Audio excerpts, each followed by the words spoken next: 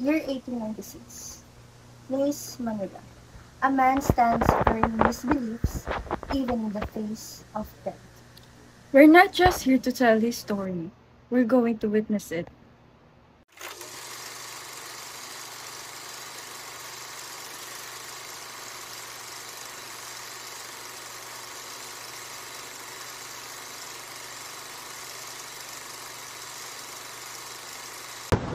Sino yung matay?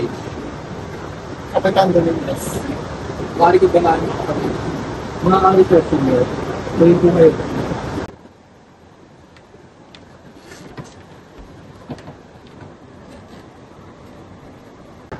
Dala namin ang kasulatan upang ipagpaalam sa iyo.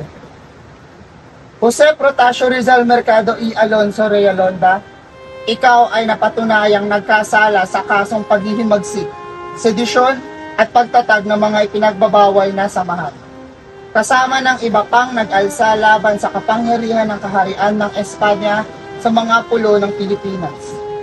Alinsunod sa pasya ng Konseho Militar at sa kautusan ng kagalang-galang na Gobernador General, ikaw ay hinahatulan ng parusang kamatayan.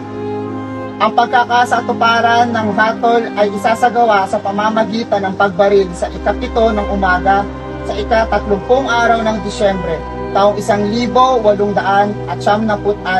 sa Bagong Bayan, lungsod ng Manila.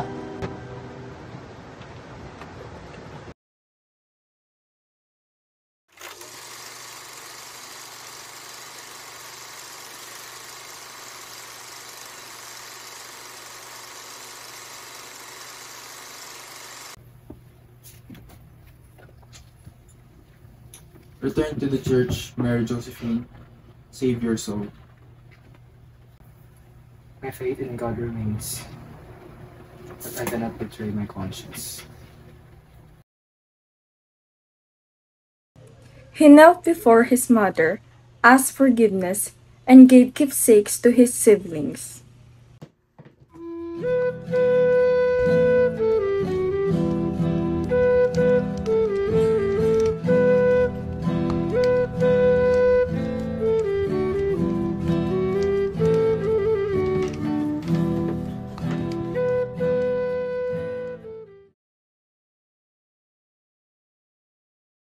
He wrote his final poem, Ni Ultimo Adios, and headed a farewell to country and freedom.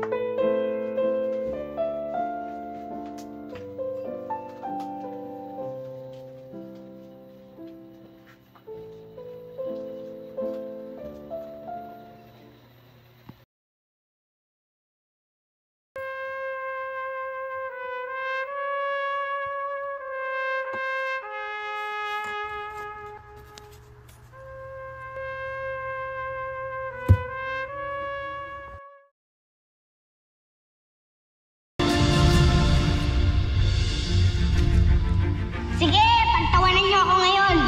Balang araw makikita niyo ang monumento ko sa iba't ibang bahagi ng kapluang ito.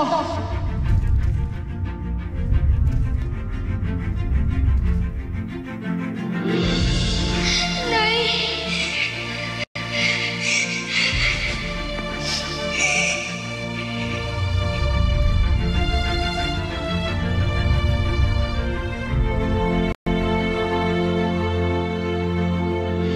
Paalam, Consuelo. Magiging sorpresa pa kaya ang muli nating pagkikita?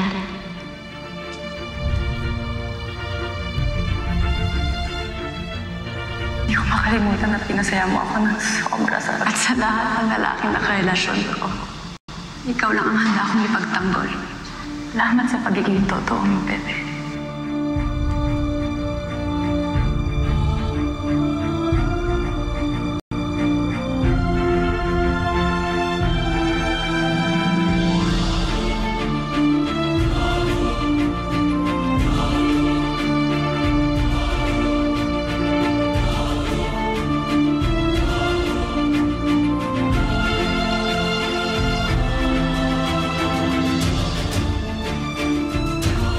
Malungkot nga sigurong manood ng pagdubog ng araw ng mundo.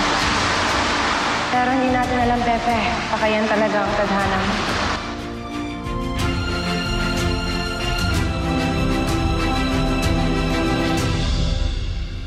Umibig ka ng tunay. Minahal mo kami ng buo.